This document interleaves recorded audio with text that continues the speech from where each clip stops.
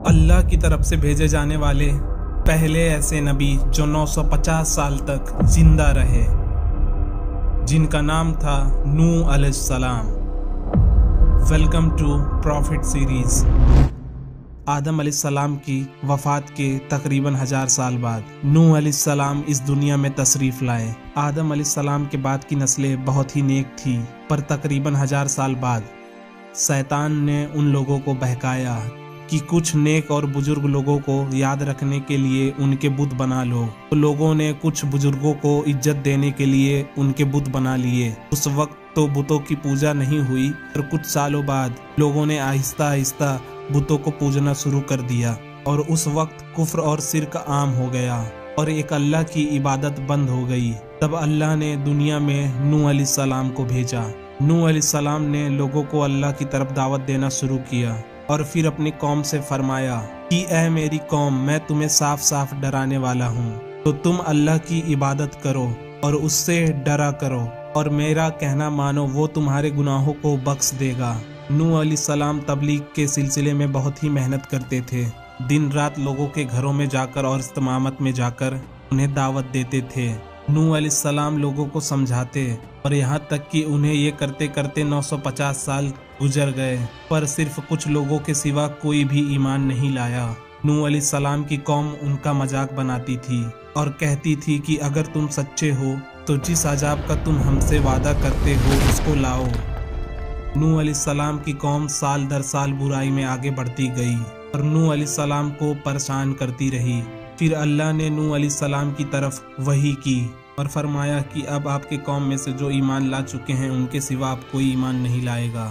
جب اللہ نے وحی کر دی اور انہیں بتا دیا کہ اب کوئی ایمان نہیں لائے گا، وہ نا امید ہو گئے اور اپنی قوم کے لیے بد دعا کی کہ اے میرے پروردگار، تو کسی منکر کو روح زمین میں زندہ نہ چھوڑ، اور مومن مرد اور عورتوں کو بخش دے۔ نوح علیہ السلام نے جب اللہ کو پکارا تو اللہ نے نوح علیہ السلام کو ایک بڑی کشتی بنانے کی وحی کی، لیکن نوح علیہ السلام نہیں جانتے تھے کہ وہ اتنی بڑی کشتی کیسے بنائیں۔ تو اللہ نے جبریل علیہ السلام کو ان کی مدد کرنے کے لیے ان کے پاس بھیجا۔ نوح علیہ السلام ایک پہاڑ پر رہتے تھے اور ان کے آس پاس درخت بھی نہیں تھے اور نہ ہی پانی تھا، تو انہوں نے بہت سے درخت اگائے اور پھر انہیں کاٹا اور پہاڑ پر بیٹھ کر کشتی تیار کرتے رہے۔ لوگ جب نوح علیہ السلام کو کشتی بناتے دیکھتے تھے تو ان کا بہت مذاق بناتے تھے اور کہتے تھے کہ یہ کیسا مجنون ہے جو پہاڑ پر کشتی بنا رہا ہے۔ لیکن نوح علیہ السلام کی اتنی محنتوں کے بعد ایک بہت ہی بڑی کشتی تیار ہو گئی۔ تو اللہ نے نوح علیہ السلام کو حکم دیا کہ مومنوں کو اور اپنے گھر والوں کو اور زمین پر بسنے والے تمام جانوروں کو اس کشتی میں سوار کر لو، اور پھر اللہ نے آسمان اور زمین سے پانی کھول دیا، جس وجہ سے زمین پر سیلاب آ گیا۔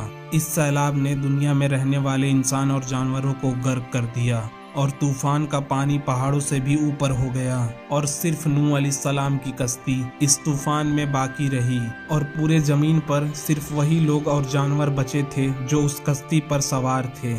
اتنے بڑے نبی ہونے کے باوجود نوح علیہ السلام کا بیٹا کشتی پر سوار نہیں ہوا۔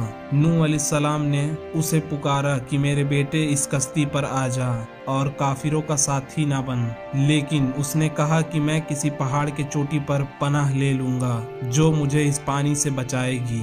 پر نوح علیہ السلام نے فرمایا کہ آج اللہ کے حکم سے کچھ بھی باقی نہیں رہے گا مگر وہی جس پر اللہ رحم کرے۔ اور پھر باپ اور بیٹے کے درمیان یہ گفتگو جاری ہی تھی کہ ایک طوفانی موج نے ان کے بیٹے کو غرق کر دیا۔ جب نوح علیہ السلام کے آنکھوں کے سامنے ان کا بیٹا غرق ہو گیا تو ان کے آنکھوں میں آنسو آ گئے، اور وہ پکار اٹھے کہ تو نے مجھ سے وعدہ کیا تھا کہ میرے گھر والوں کو نجات عطا فرمائے گا، اور تو تمام حاکموں میں سے بہتر حاکم ہے، لہٰذا یہ ناممکن ہے کہ تیرے وعدے پورے نہ ہو۔ تو اللہ نے فرمایا اے نوح، آپ ہرگز وہ چیز نہ مانگیں جس کا آپ کو علم نہ ہو۔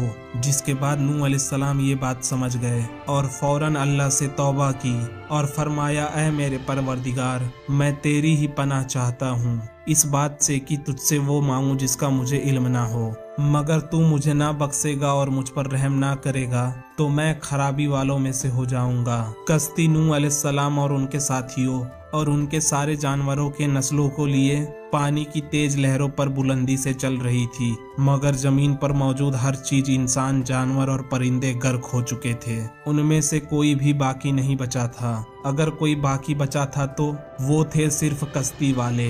नूह अलैहिस्सलाम और उनके साथी 6 महीनों तक उस कश्ती में रहे और फिर आखिरकार अल्लाह के हुक्म से तूफान रुक गया। अल्लाह ने जमीन को हुक्म दिया कि वो सारा पानी निगल जाए, तो जमीन ने सारा पानी निगल लिया और जमीन खुश्क हो गई और फिर कश्ती पहाड़ पर जाकर रुक गई। अब उन्हें हुक्म हुआ कि सलामती से कश्ती से उतर आइए, आप सब पर बरकत नाजिल हो गई है और उन नस्लों पर भी जो आपसे पैदा होंगी। और फिर सिर्फ नूह अलैहिस्सलाम से आगे की नस्ल शुरू हुई और जमीन में उनकी औलादों के अलावा किसी और की नस्ल बाकी ना रही, और फिर सारे जानवरों की भी नस्लें यहीं से फिर से पैदा हुईं। तूफान के बाद नूह अलैहिस्सलाम 350 साल तक जिंदा रहे और फिर नूह अलैहिस्सलाम 950 साल की जिंदगी जीकर इस दुनिया से फौत हो गए, जिसके बाद हजरत हूद अलैहिस्सलाम आए।